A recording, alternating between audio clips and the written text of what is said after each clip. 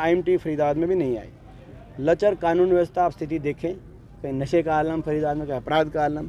आज ये स्थिति आज फरीदाबाद के एक एक कॉलोनी के अंदर ये ग्रस्त हो चुकी है, आपके सामने है।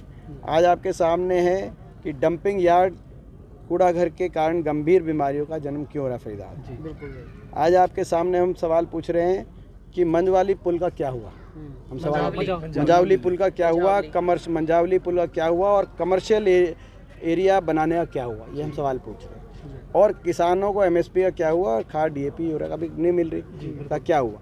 और प्रदूषण, ये हम सवाल पूछ रहे हैं कि भाई प्रदूषित शहर, देश में 23 सबसे प्रदूषित शहरों में 9 हरियाणा के, और फरीदाबाद सबसे प्रदूषित शहरों में बीच बीच में फरीदाबाद का नंबर आता है। ये ऐसा स्थिति क्यों आई, हम मांग करना चाहते हैं। प्रदूषण पे सरकार जो है 10 साल की सरकार ने क्यों असफल साबित हुई। हरियाणा में कांग्रेस पार्टी की सरकार बनेगी तो हम ये संकल्प लेते हैं कि हरियाणा को देश का सबसे प्रदूषण रहित वातावरण, पर्यावरण हरियाणा वासियों को और हमारी अगली पीढ़ी, छोटे छोटे बच्चों को देने का काम हम करेंगे, ठोस कदम उठाएंगे। दीपेंद्र जी, आखिरी सवाल है मेरा कि जिस तरीके हैं तो ऐसे में जो पहले विधायक थे फरीदाबाद के अंदर, क्या उन्हीं पर फिर से कांग्रेस अपना दाव खेलेगी या कोई नए चेहरे हो सकते हैं या नए को मौका मिल सकता है? तो इसमें तो देखिए, मैं समझता हूँ कि ये तो जो है कांग्रेस पार्टी की हमारी एक प्रक्रिया, राष्ट्रीय पार्टी है, उस प्रक्रिया के अनुसार हुड्डा साहब और हमारे जो है प्रभारी जी हों, चाहे वो तो कई बार अध्यक्ष जी हों, प्रदेश अध्यक्ष जी कई बार उस बात को स्पष्ट कर चुके हैं कि कांग्रेस पार्टी इस बार जिताऊ और टिकाऊ, 2 कांग्रेस पार्टी कंडीशन रहेंगी, जिताऊ और टिकाऊ। नहीं, लगातार हम देख रहे हैं कि कहीं ना कहीं हलकों के अंदर आवाजें चल रही हैं। तो आप कौन सी सीट का पूछ रहे हैं? मैं सारी सीटों का पूछ रहा हूँ।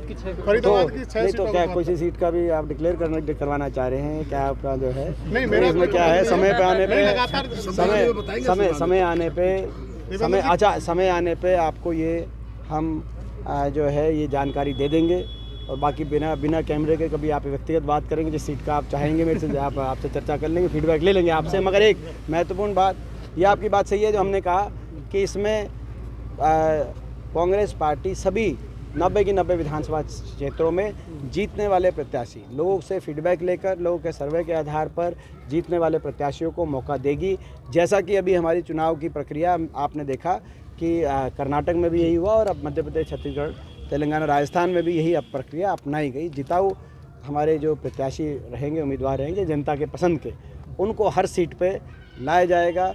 कहीं एक आधे पे आपकी पसंद के भी देख लेंगे, आपसे पूछ लेंगे। लेकिन एक जो है, मैं ज़रूर आपसे कहना चाहूँगा, आज एक महत्वपूर्ण, हाँ, मैं जानूँ, एक बात और रह गई जो कि आप ब्रेकिंग न्यूज़ चला दें। आखिर में कहा कि ब्रेकिंग न्यूज़ भी आपको दें, क्योंकि एक बहुत बड़ा हमारी एक पर्व है, महापर्व है पूरे भारतवर्ष का, छठ पूजन का एक हमारा जो है एक बहुत बड़ा, जिसमें एक बड़ी आस्था है, हरियाणा वासियों की भी बड़ी आस्था, हरियाणा बड़ा।